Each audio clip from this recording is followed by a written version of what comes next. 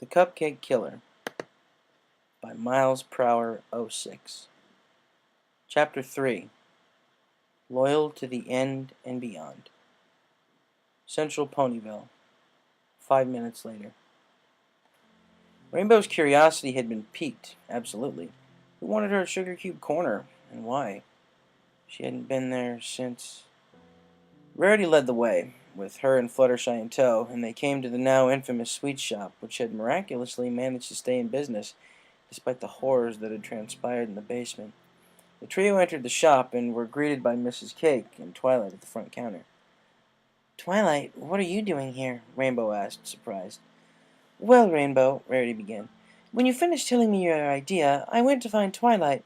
Spike was the only one at the library and pointed me to Sugar Cube Corner. When I got here, she told me to go get you, and the first place I checked was Fluttershy's." "So, what exactly is this about?" Rainbow inquired. "When Rarity got here, she told me about your idea, and I was already here because I knew you were being bothered inside by what Pinkie had done. So I thought it would be a good idea for you to come and talk to some pony who was just as close to her as you were," Twilight said, turning to Mrs. Cake. "Well, if every pony would please follow me. Honey, be a dearie and watch the store while I tend to our guests," Mrs. Cake called to her husband before taking everyone through the kitchen, upstairs, and to the second floor.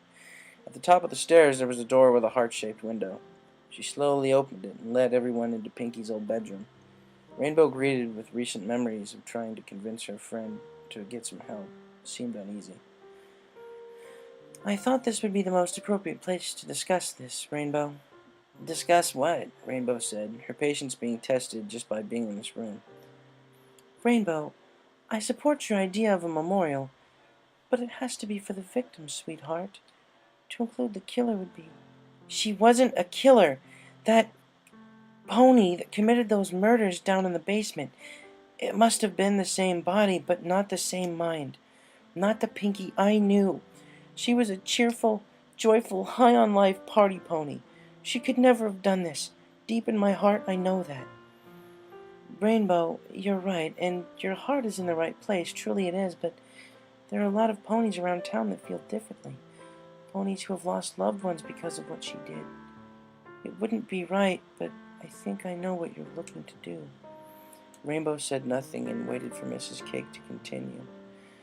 "Pinkie was like a daughter to me, and if you, just like me, are looking to honor her memory, who she used to be, I think I know the perfect way for you to do that." Mrs. Cake made a brief exit across the hall to her bedroom and came back with a small box on her back, with holes lining the sides and lid, and presented it to Rainbow.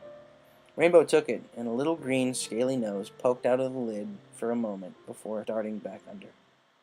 Gummy. All these feelings that had been slowly stirring inside the past few days finally came to a head and erupted. Rainbow fell on her back haunches, collapsing against the wall, and she broke into an uncontrollable sob, nearly dropping the box, managing to set it on the floor next to her before burying her head in her hooves. Her friends came in and held her tight as she wept. These mixed feelings deep inside her were now straight in line. She brought her face up out of her arms and looked at each of her friends, her shoulders heaving and tears streaming out of her eyes. I, Rainbow began, trying her best to get a hold of herself.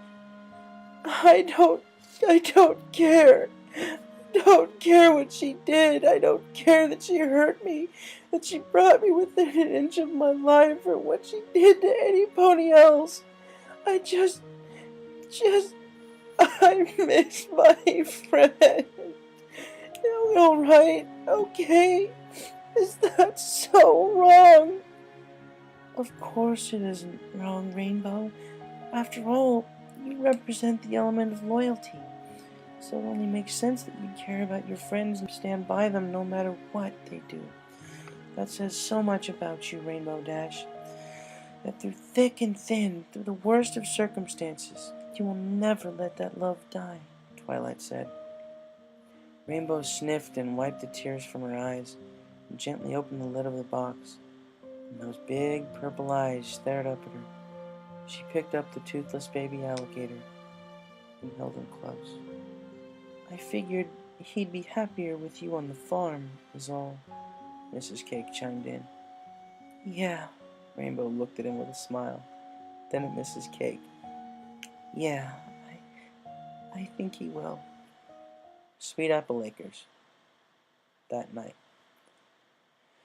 Rainbow walked through the front gates of Sweet Apple Acres as the sun began to dip below the horizon, and Luna began to bring out the stars and the moon. She had saddlebags on her back, and Gummy rode contentedly on top of them. The day had improved immensely after her first visit to Sugar Cube Corner. Together with her 3 friends, they had approached the mayor with Rainbow's idea for the fountain memorial. She was ecstatic. She said she'd be delighted if the work began on it as early as tomorrow. After everything had been set in motion, Rainbow had made her way back to the farm. She approached the farmhouse. Applejack greeted her on the porch. Hey there, Sugar Cube. Have a good day? She was quite surprised when Gummy poked his head around Rainbow's neck. Rainbow looked at him with a smile. Yeah, I did. Applejack's reaction wasn't immediate.